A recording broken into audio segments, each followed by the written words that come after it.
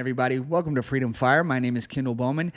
If you care at all about your rights as a parent in this country, you might want to pay attention to this video. Because in the chaos of all of last week, where we saw the Israel-Palestine war erupt once again, and the media and the news was just obsessed and enthralled with this conflict overseas, I think that we missed a lot of major stories in this country. This is absolutely one of them. If you're a parent, you need to be paying attention to this video. New California law would allow kids to be taken from their parents without evidence of abuse. That's right. Let's read. A bill signed into law by Democratic California Governor Gavin Newsom would make it possible for kids to be removed from their parents and placed in shelter services without evidence of child abuse. Assembly Bill 665 also allows children 12 years of age and older to consent to mental health treatment and to be put in a residential shelter on their own in some cases without having to consult with their parent or guardian. Newsom announced he was signing the bill in an October 7th letter to the California State Assembly. This bill would align the existing laws by removing the additional requirement that in order to consent to mental health treatment or counseling on an outpatient basis or to residential shelter services, the minor must present a danger of serious physical or mental harm to themselves or to others, or be the alleged victim of incest or child abuse according to the bill's text. This bill would also align the existing laws by requiring the professional person treating or counseling the minor to consult with the minor before determining whether involvement of the minor's parent or guardian would be inappropriate. The AB 665 definition of residential shelter services, that's not really important. The bill identifies LGBTQ plus youth as a group at risk for suffering depression or anxiety if a parent does not consent to mental health services. Ah, yes. If you do not affirm your child's gender, if you do not affirm their make-believe psychosis that's going on in their brain, if you do not affirm them, then they might just commit suicide. Of course, we've never seen that throughout history. You're going to tell me that children back in the 60s, 70s, 80s, and 90s were having their gender affirmed? Okay. I don't think they were. And if not, why did we not see these massive suicide rates back then? Why? I think it's because ultimately there's not really a correlation between the lack of affirmation of their gender and suicide and depression. I think today what we're seeing is that many of these children or young people or young adults who view themselves as trans are being given cross-sex hormones. They're being given surgeries that mutilate their bodies in ways that are unimaginable, basically creating permanent wounds in their body that forever have to be operated on in order for them to continue to work the way that the doctor and the patient want them to work. All types of complications and infections that can cause the death of the patient.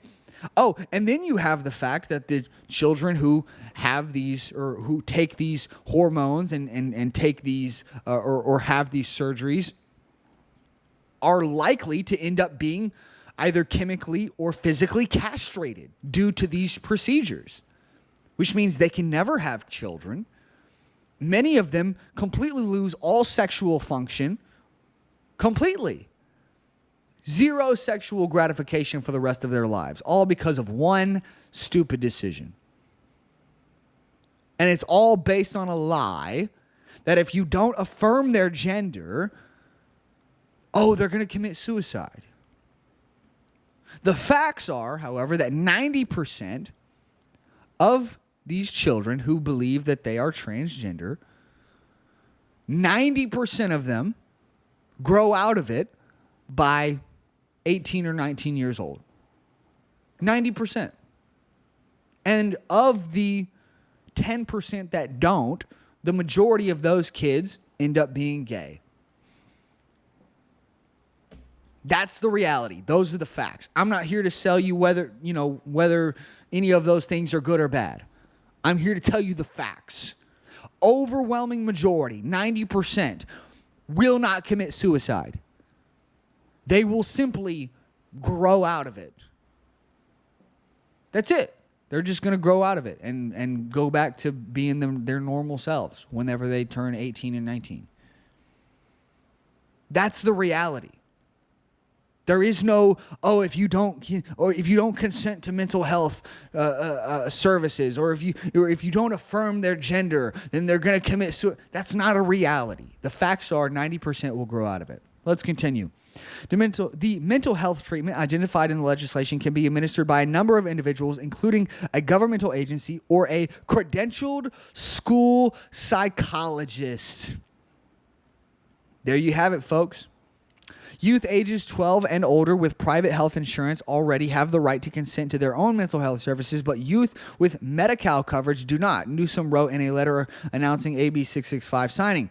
This bill extends that right to that minor in Medi-Cal may also consent to their mental health care services. This bill eliminates any eligibility disparity, which places lower income youth who do not have private health insurance at a disadvantage. Improving access to life-saving care for young people. I want to go back to this sentence right here. Identified in the legislation can be administered by a number of individuals, including a governmental agency or a credentialed school psychologist. There you have it, folks. There you have it. I have talked for many months now about how the public schools are being used by the state, by the government, to take away your rights as a parent. I've been criticized. I've had people in my comment section saying, "Oh, you need to be nicer to parents." Why? Why? Why would I be nice to parents who routinely put their kids in public schools where there are 29,000 cases every year of public school employees molesting children? Why would I be nice to those parents?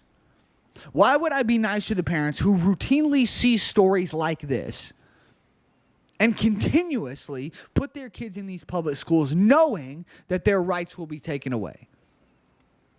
Why? Parents, you got to understand, I'm not here trying to be a jerk to you. I'm not. I am trying to protect these kids. We know that there is LGBTQ indoctrination that is going on in these schools. They're actively pushing these kids to become LGBTQ. That's what they're doing. They're actively pushing for this. And then, whenever those kids become a part of the LGBTQ community, or the alphabet community, as I like to call them, they use that as an excuse to say, "Oh, well, then we got to take them out of the home now because we're afraid that their parent might not agree with this child's decision." So you have the schools. You have the state using the schools to push this curriculum, to push this indoctrination onto children. And then when that indoctrination takes hold, it is then used as the mechanism to remove that child from the home and to completely affirm the indoctrination on that child's mind. Because the reality is that these people know the statistics that I just stated. They know them. They know that 90% of these kids will grow out of this by 18 or 19 years old. And if they don't get them while they're in the schools, they won't be able to get them down the road.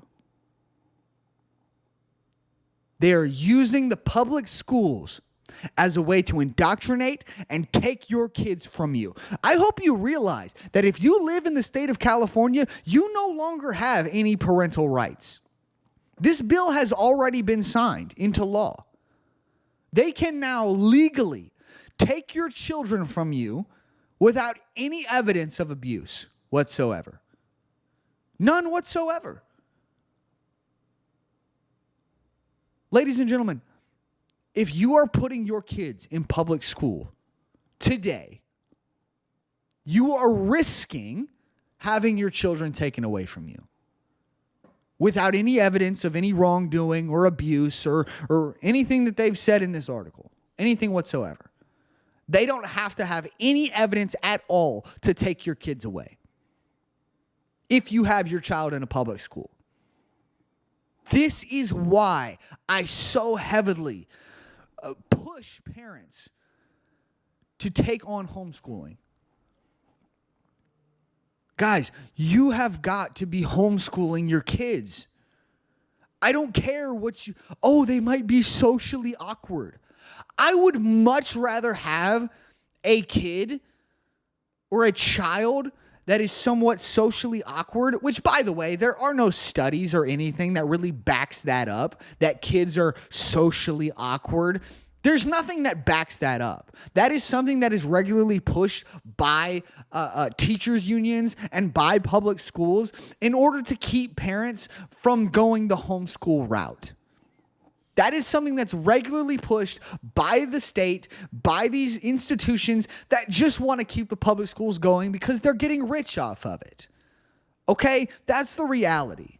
There are no studies or anything that backs up these claims that homeschoolers are socially awkward. Because in reality, you have church, you have play dates, you have sports leagues for homeschoolers where kids get more than enough interaction with other children.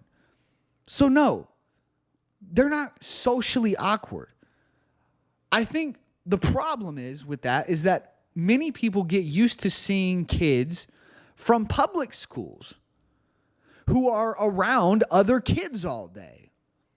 And when a child has 90% of their interactions in a day being from other kids, which is what happens whenever you send your kids to public school. They will go into a school where 99% of the interactions that they have in that day will be from other kids. 1% of the interactions they have will be from their teachers. 99% will be from other kids. So what does that tell you? It tells you that they're going to be taking on characteristics of the people that they most interact with, which will be other children. Now, I don't know if you've noticed or not, kids are stupid. Kids tend to act very poorly. They tend to make poor decisions because they're kids. They don't have the life experience yet. Excuse me, I'm sorry. There's a train going by. I don't know if you guys can hear that or not. I apologize. But guys, ultimately what you have here is you have a system that is built to indoctrinate your kid so that indoctrination can be used to take them away. Me personally, I am not okay with putting my child in that situation. So what is the alternative? Homeschool your kids. I just told you a statistic earlier. There are 29,000 cases every single year of a public school employee molesting a child. 29,000 every year. Now, you compare that to other groups and societies. For example, Catholic priests get a bad rap about molesting young boys, young children. And rightfully so, because there's 300 cases every single year of a Catholic priest molesting a child. But why don't public school employees get that same bad rap? Because many of these cases are largely covered up by the state, by the teachers' unions, and by the government. So you rarely ever hear anything about it. Unless, of course, you're following people that specifically talk about those things, which people rarely are following those people. Ladies and gentlemen, you've got to be homeschooling your kids. I don't care what your excuses are. I don't. Look at what they are doing. Look at this. If you live in the state of California, you no longer have any parental rights. None. That is because you have routinely allowed them to do this. People in California keep voting Democrat. They keep voting for these far left school boards. They keep voting for all of this. Think about it.